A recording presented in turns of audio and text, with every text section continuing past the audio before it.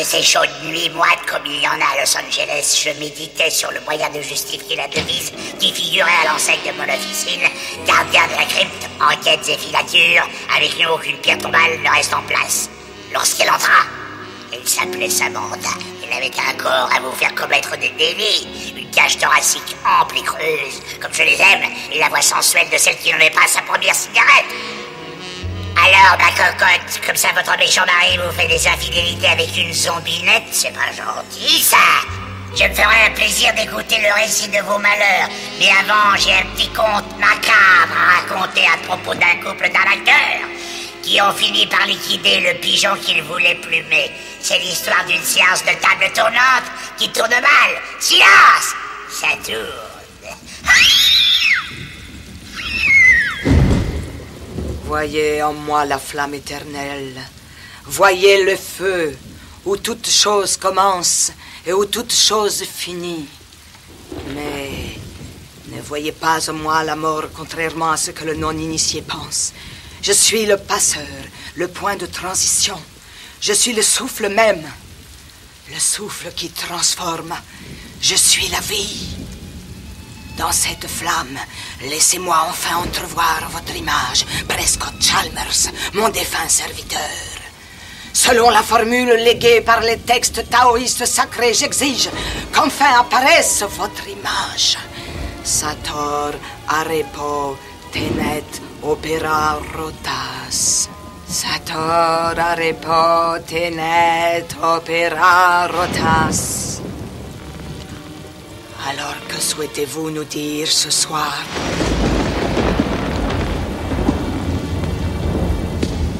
Que souhaitez-vous nous dire à présent, esprit?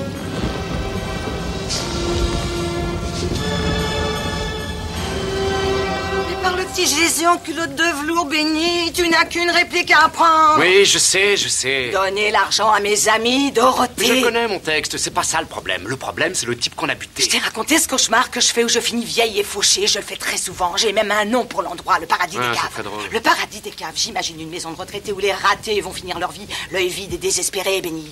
Il n'y a pas de vie au paradis des caves. Et il y a surtout personne à étrier, Allison. C'est pour ça que tu l'aimes pas, cet C'est endroit. pas Pittsburgh. Tu te souviens de Pittsburgh, Benny? La fois où tu m'avais fait faux bon. Tu t'en es mordu les doigts, hein? Il y a eu mort d'homme à Pittsburgh, Benny. Alors écoute-moi bien. Tu veux prendre ta retraite, eh bien c'est l'occasion. Après ce coup, tu iras de ton côté et j'irai du mien. On a fait du bon travail, Benny. On mérite de se séparer plein aux as, non? Après ce qu'on aura soutiré à cette pauvre vieille, pourquoi on devrait se séparer?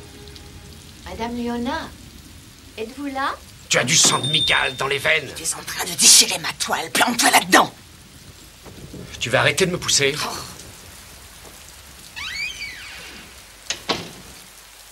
Est-ce que tu vois bien? Oui. Madame Léona? Oui, j'arrive. Ne vous impatientez pas, madame. Je suis à vous. Silence, Benny. Tu vas finir par tout faire rater. Excuse-moi, j'ai glissé. Comment je suis? T'es belle.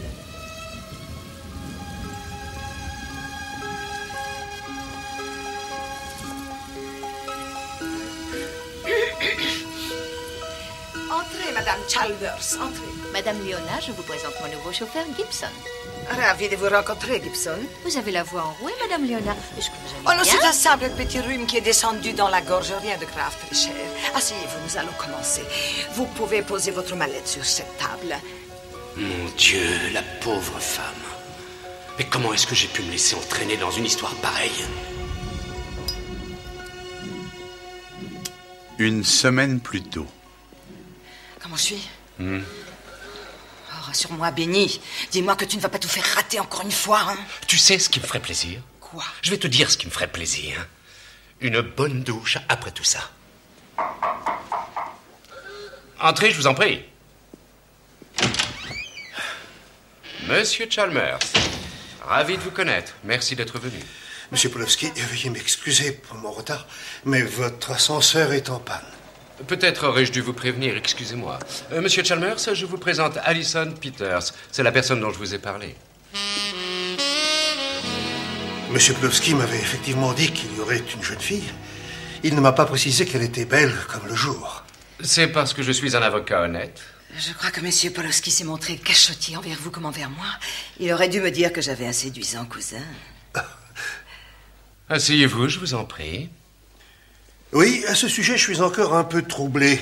Parce que vous m'avez dit l'autre jour à propos de mon lien de parenté avec mademoiselle Peters. C'est pourtant simple. Je vous l'ai expliqué au téléphone. Je suis mandaté afin d'exécuter le testament de votre regretté oncle Albert Peters. Et je vous ai dit qu'à ma connaissance, la seule personne ayant porté ce nom était le propre frère de ma mère, qui est décédé lorsqu'elle était enfant.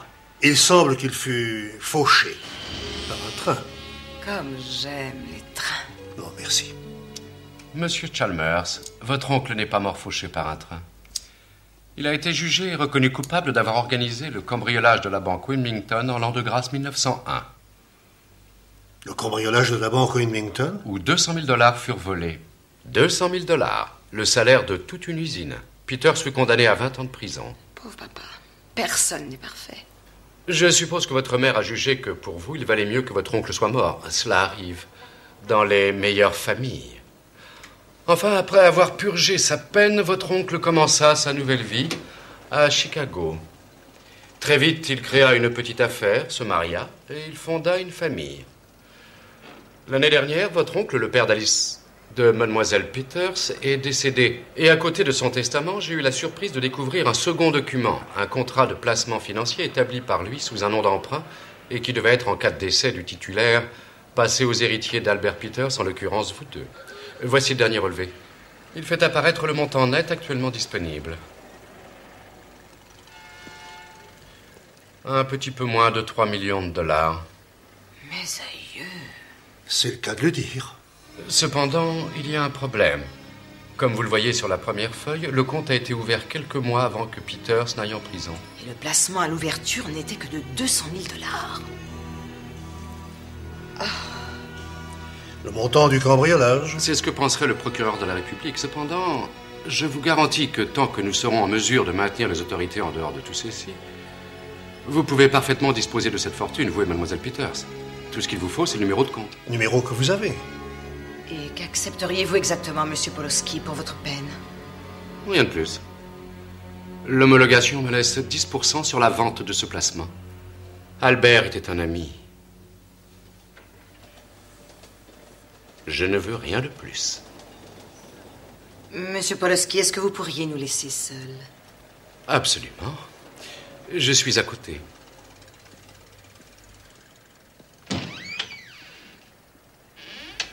Son histoire m'a paru très passionnante, mais je n'en crois pas un traître mot. Non, moi non plus, bien sûr, cousin. Quoique ça expliquerait certaines choses sur papa. Ah bon? Et lesquelles? Eh bien, papa a toujours prétendu être un héros de la Première Guerre mondiale. Mais le seul gaz moutarde qu'il ait jamais respiré venait du stand de hot-dog de la fête foraine. Moi-même, j'ai été un héros de la Première Guerre mondiale. Votre canne est là pour le prouver. Vous devez avoir de superbes cicatrices. Pourquoi est-ce qu'on ne se rencontrerait pas plus tard pour discuter? Malheureusement, je ne suis ici que pour 1 ou 2 jours. Je suis descendue au Parc Plaza et j'ignore où nous pourrions nous voir. Mais mademoiselle Peters, pourquoi pas à votre hôtel? Pour y parler, nous y serions plus tranquilles qu'ailleurs. Je le pense aussi.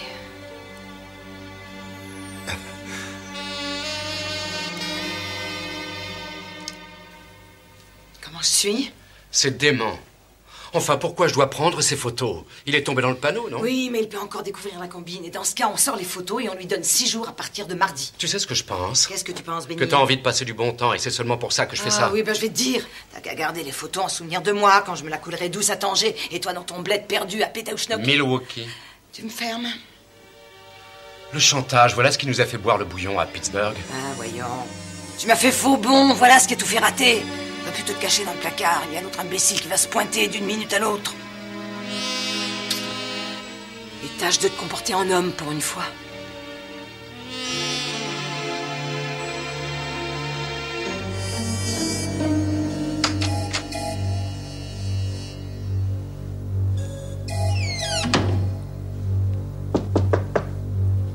J'arrive.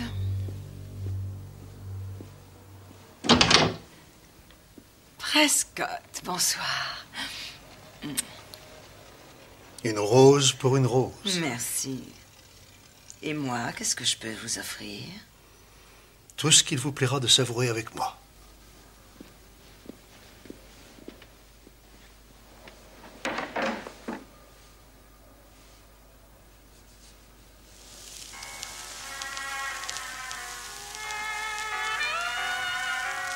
Cette chanson me plaît beaucoup. C'est la première fois que je l'entends. C'est l'une de mes préférées, je la passe tout le temps. Vous avez trouvé ce que vous recherchiez aujourd'hui? Oui, il semble que M. Poloski ne nous ait pas menti. Ah, vraiment?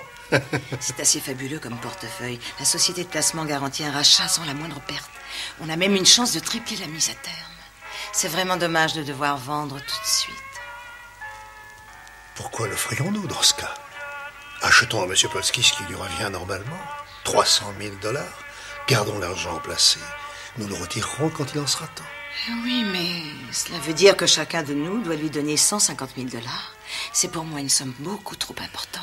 Que seriez-vous prête à donner exactement?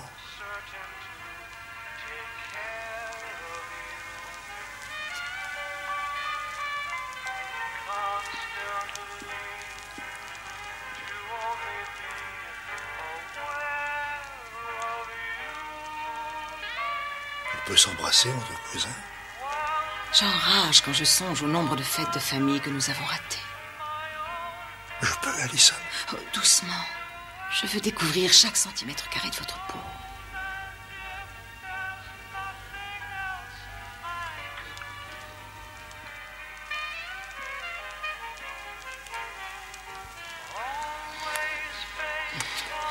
Viens.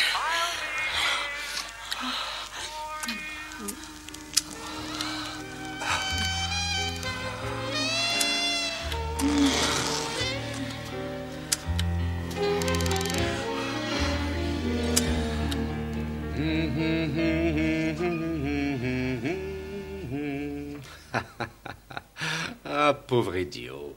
C'est la meilleure chose que nous ayons fait.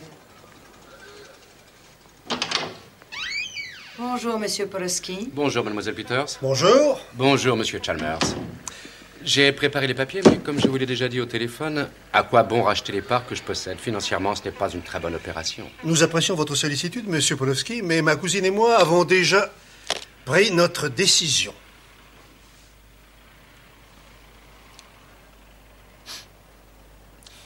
Eh bien, je n'ai plus qu'à aller chercher les documents.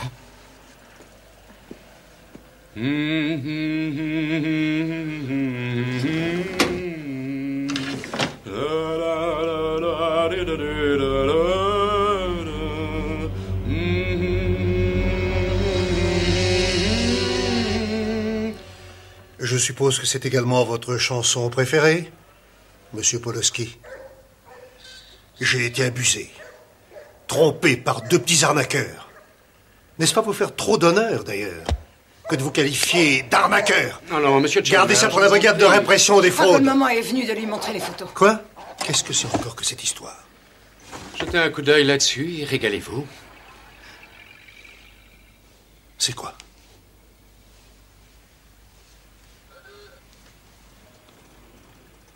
Vous avez fait ça. J'ose espérer que vous avez une femme très compréhensive. C'est abject. Tout simplement abject. Ces photos ne troubleront pas ma femme. Bon sang, tu as encore tout fait rater! Crétin! Alison...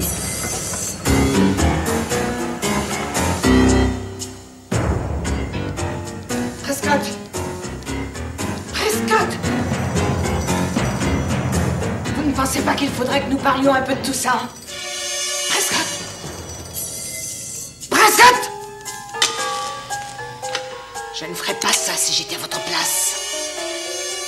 Je vous en prie, soyons sérieux, mademoiselle Peters. Vous pouvez faire bien des choses, mais tuer de sang-froid, je doute fort que vous en soyez capable. Alison, arrête!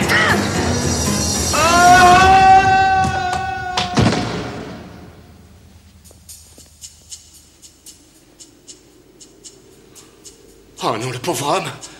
Aidez-moi, je vous en prie! Il est vivant! Surtout tenez bon!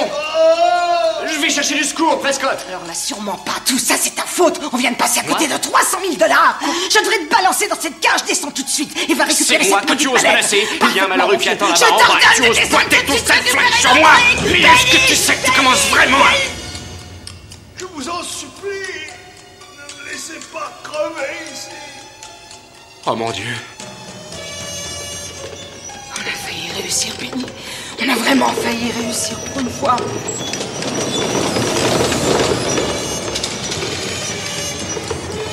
Oh, non!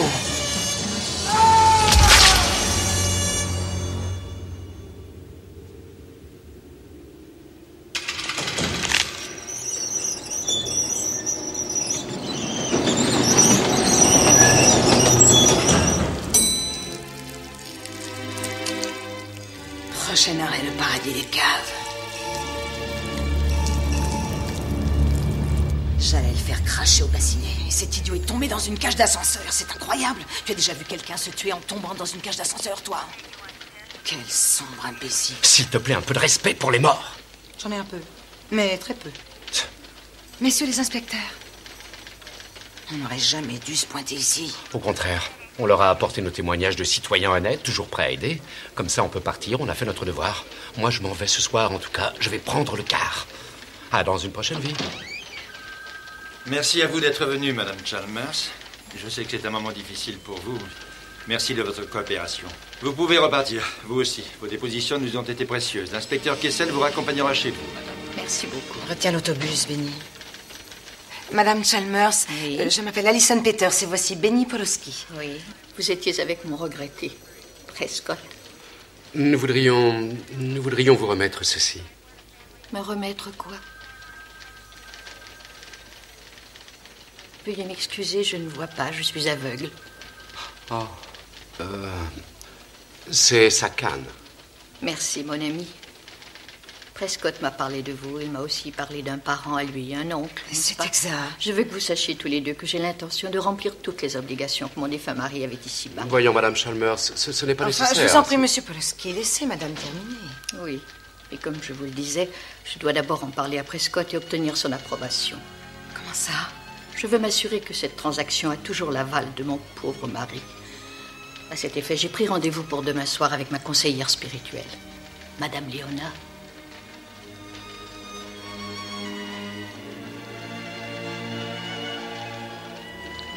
Madame Léona, redites-moi quelque chose encore pour Vous voir. êtes le démon en personne.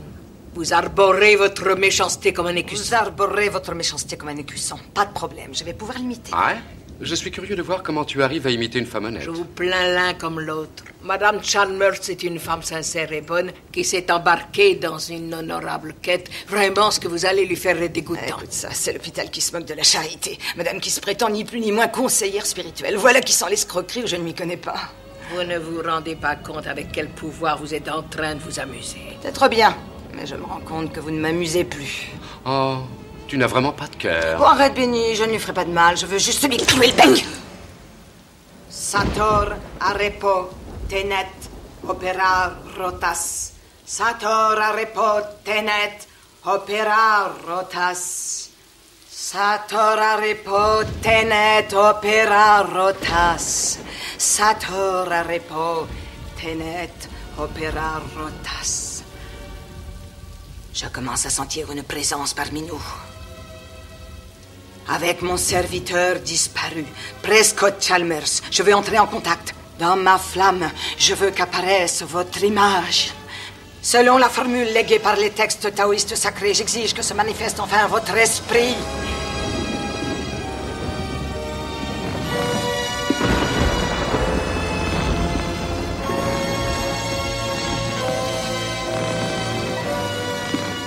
Qu'est-ce que c'est, Gibson? Eh bien, cela ressemble fort à Monsieur Chalmers, madame. Prescott? Mon ami, est-ce vous? Oui, cela ne fait aucun doute, madame. Qu'est-ce que madame Chalmers doit faire à propos de l'argent, monsieur Chalmers? Elle attend vos instructions. Eh bien...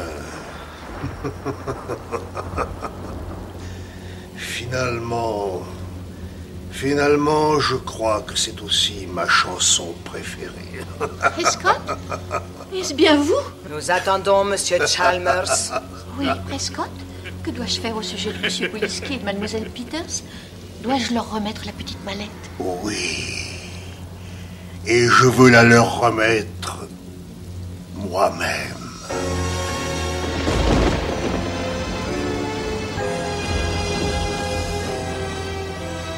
Benny? Vous avez encore droit à une réponse. Oh, Benny! Ce pauvre idiot n'a jamais vraiment eu la tête sur les épaules.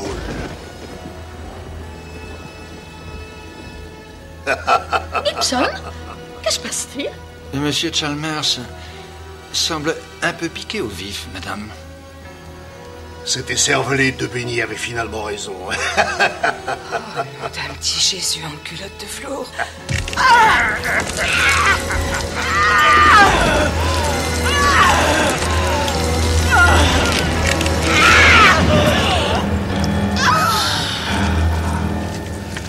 Vous n'avez pas de cœur, Alison.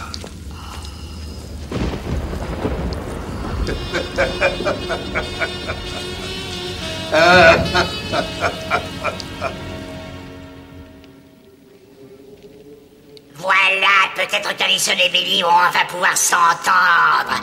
Après tout, deux morts valent mieux qu'un. Quant à la pauvre Sam, ses soupçons étaient bien fondés. Son mari lui faisait des infidélités avec une zombie rencontrée dans un voyage d'affaires du côté des Caraïbes. Finalement, Sam devait se venger en utilisant la magie noire. À toi de jouer, Sam. Plante-la, ta petite aiguille.